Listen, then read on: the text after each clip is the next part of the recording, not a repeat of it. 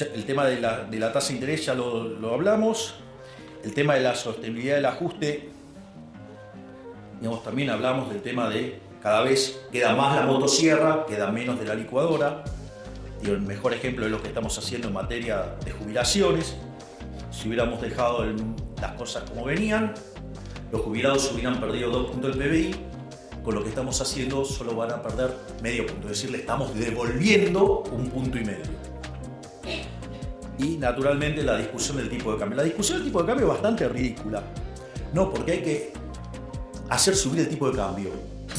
¿Por qué? Digo, porque si hoy no hay brecha, si no hay brecha, ¿por qué tengo que estar haciendo tocar el tipo de cambio? Es decir, ¿por qué no me gusta el tipo de cambio de mercado? Lo primero que tienen que entender que el análisis ese del tipo de cambio real, lo voy a decir en latín, diría el profe de Pablo, es una pelotudez. Porque agarran y toman una serie de tipo de cambio real. La pregunta es, ¿cuál es el año de referencia? Digo, que alguien me explique por qué toma el determinado año de referencia sobre el que calcula el promedio. Digo, que explique eso. No, eso no lo explica. No solo eso, cuando ustedes se fijan hay momentos donde el tipo de cambio real queda muy depreciado y hay momentos que queda muy apreciado. Por lo tanto, digamos, algo que tiene ese nivel de volatilidad, calcular el promedio les diría que es otra estupidez del tamaño de una casa. Pero como si todo eso fuera poco, en el momento que ustedes, no sé, calculen un promedio y en algún momento, digamos, el tipo de cambio va a pasar por ahí, tomen ese año. Ustedes podrían decir que en ese año ustedes pueden replicar las condiciones de oferta y demanda de todos los bienes pasados, presentes y futuros que afectaron a la determinación de ese conjunto de precios relativos en Argentina y en el mundo todo en simultáneo, y como si en el medio no hubiera cambiado ni siquiera la composición de oferta de bienes. ¿Y ustedes se dan cuenta del disparate que es hacer eso? Como dice el profe de Pablo, eso es hacer aritmética, eso no es economía. Entonces, digo, cuando vienen, le hablan del tipo de cambio real, que esto, que el otro, digo, o sea, ustedes se dan cuenta de la arrogancia que implica, porque implica conocer el vector de precios relativos, pero no solo ahora de Argentina, sino también de todo el mundo. Y entonces ustedes deberían conocer las preferencias, la tecnología y las dotaciones, no solo, digo, presentes, sino futuras, y no solo de Argentina, sino también de todo el mundo. Ustedes se dan cuenta. O sea, y ustedes para tomar una acción de política y para que eso funcionara, ustedes deberían ser omniscientes, omnipresentes y omnipotentes. O sea, deberían ser Dios. Digo, ¿por qué carajo creen que Hayek le puso La fatal arrogancia a ese libro? Porque es un poquito, digamos, pretencioso, ¿no? Es decir, bueno, el que levanta la manito así, digamos, se cree que está en esa condición. Digo, un día de esto le voy a decir, tráeme un café, digo, porque digo, o sea, pero bueno, nada, ya sabes de quién estoy hablando. Pero bueno, son cosas que pasan. Entonces, esto es todo lo que tiene que ver con la parte de estabilización. Ahora, obviamente, digo, no es todo estabilización, o sea, en algún momento tenemos que empezar a crecer. Entonces, digo, para empezar a crecer ahí entra a jugar un rol importante las reformas estructurales. Entonces, pero hay una cosa muy importante que es entender la naturaleza de las reformas estructurales. Esto lo explicó Toto de una manera magistral cuando hizo el primer discurso sobre las características del programa. En ese discurso, digo, él lo explicó a la perfección y es, si ustedes se fijan, todo el entramado regulatorio y de restricciones y todas las porquerías que tenemos y el entramado legal son consecuencias de ir sobre los efectos y no sobre las causas. Es decir, la causa del problema es siempre la misma. Ustedes toman los últimos 123 años de historia argentina, Argentina tuvo déficit fiscal durante 113. Ustedes, Argentina, desde el año 1901 hasta hoy tuvo 22 crisis. 20 tienen origen fiscal, que tienen o déficit fiscal alto o extravagantemente alto. Por lo tanto, digo, el problema central es el déficit fiscal. Entonces, por ejemplo, no sé, ustedes tienen déficit fiscal, lo financian con emisión monetaria. Entonces, ¿qué es lo que pasa? En algún momento se le deteriora, o sea, entonces sostiene el tipo de cambio, ¿no? Entonces tratan de anclar con el tipo de cambio. Cuando ustedes hacen eso, ¿qué les pasa? Pierden reservas. Entonces aparece la ley penal cambiaria, ¿para qué? Para que ustedes no puedan comprar dólares.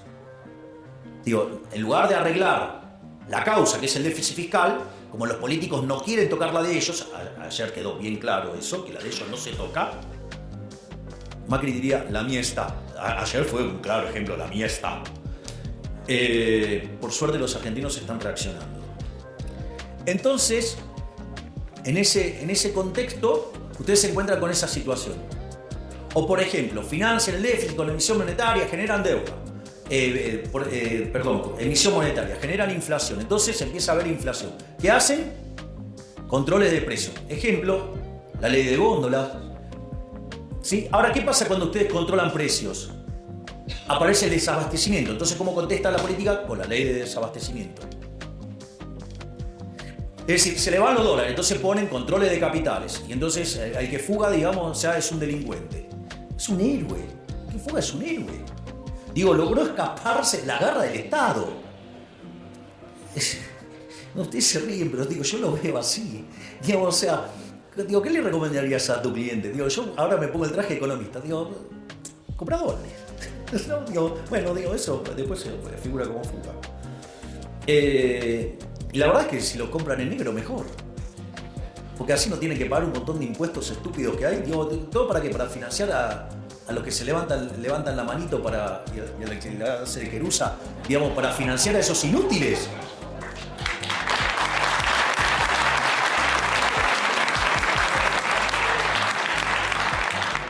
La frase dice que el ladrón que roba a otro ladrón tiene 100 años de perdón. Digo, con lo que han robado los políticos argentinos tenemos la eternidad ganada.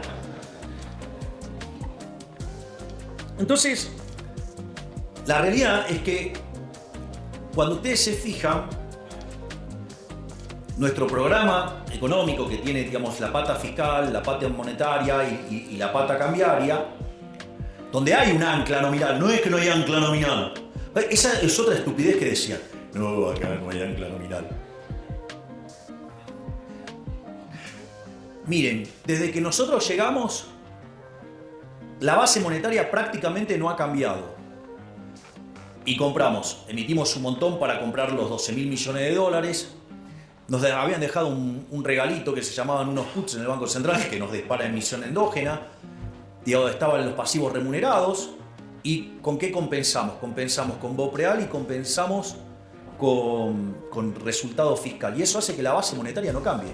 Hoy tenemos reservas internacionales netas nulas y tenemos la misma base monetaria. Digo, ese es el ancla. El ancla es la cantidad de dinero.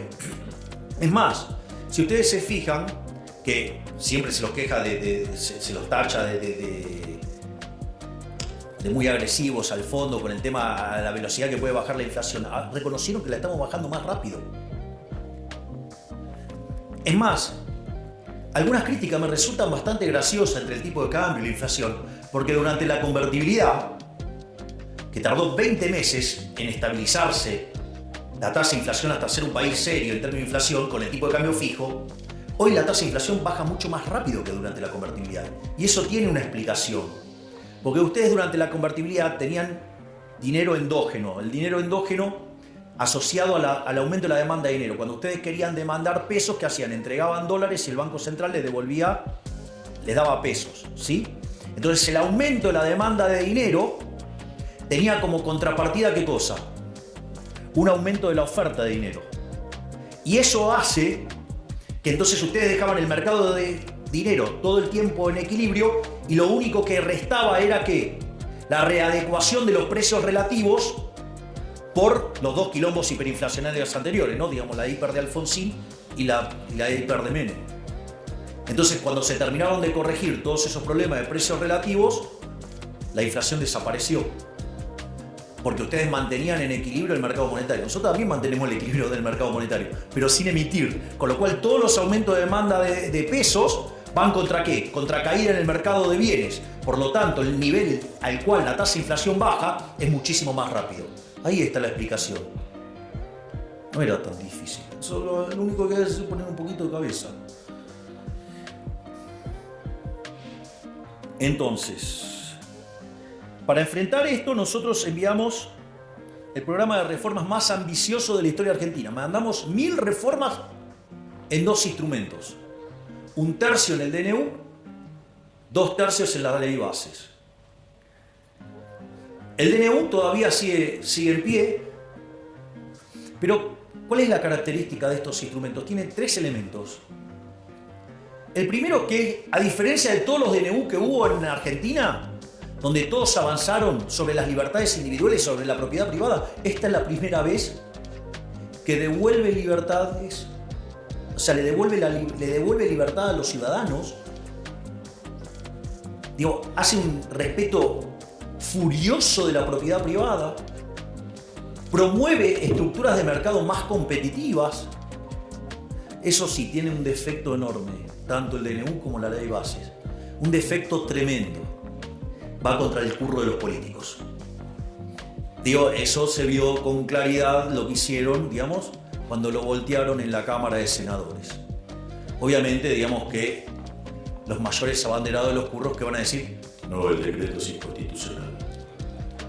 Afortunadamente, la Corte, después de algunas cosas, ahora parece como que se encaminó, se reorientó y ahora falló en 2 casos a favor del DNU. No es suficiente todavía, pero es un buen inicio. En cuanto a la ley bases, la ley base también tiene los mismos conceptos, pero eran cosas que no podían salir por decreto, sino que tenían que pasar por el Congreso por el tipo de cosas que implicaba. Entonces, cuando nosotros nos sentamos con los gobernadores en Casa Rosada, una de las cosas que yo le propuse a los gobernadores era arreglarles el problema fiscal que tenían. Y eso estaba en el capítulo 4 de la ley de bases. Ahora, ¿qué es lo que sucede? Los gobernadores, en lugar de entender eso como un acto de buena voluntad, lo entendieron como un signo de debilidad. Frente a ese caso, ¿qué empezaron a hacer? Empezaron a hacer un desastre en materia de fiscal. Entonces, ¿qué es lo que pasó? Nosotros sacamos el capítulo 4 de la ley bases. ¿Cómo lo leyó el círculo rojo, que cada día está más analógico? Esta es una derrota de Milei. Salió Toto y explicó, bueno, si ustedes no quieren dejar el capítulo 4 como estaba y hacen un desastre fiscal como el que estaban haciendo para que nos peguemos la piña de acá a 6 meses, nosotros levantamos el capítulo 4. Pero si nosotros levantamos el capítulo 4, ustedes van a terminar haciendo un ajuste fiscal más grande que el que están dispuestos a hacer. Ahora volvió la ley de bases. Adivinen qué tiene. El mismo capítulo 4. ¿Quién ganó? Digo, tengan cuidado con estos muchachos que están muy analógicos, que parece que no entienden bien cómo funciona la política.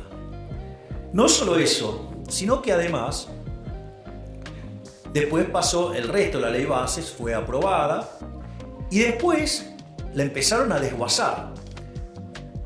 Qué interesante, porque los fondos fiduciarios tenían más de 20 años, se enteraron ahora que existían. Digo, teníamos todos los campeones del republicanismo, de la anticorrupción y todo, digo, pero nunca pasó nada con eso. Se descubrió ahora, como todas las cosas que estamos descubriendo todo el tiempo desde el Ministerio de Capital Humano, ¿no?